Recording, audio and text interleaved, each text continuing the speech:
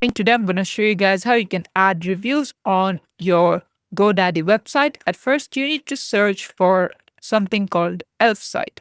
And then this white logo, we're going to click on this one. Now, what sort of reviews do you want? Let's say you want Google reviews or Facebook reviews, whatever type of review it is, does not matter. We're just going to go with Google reviews for this one and then click on create widget for free.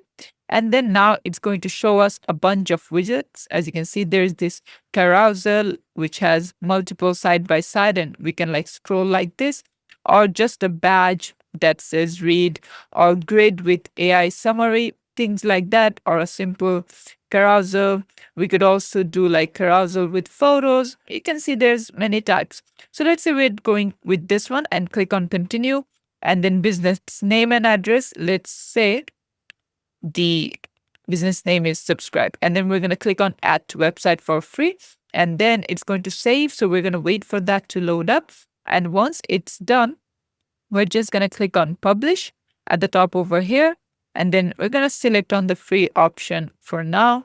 And once it's done, we're going to copy the code, and then we're going to head over to our GoDaddy website, click on the admin section into website, and then click on edit website.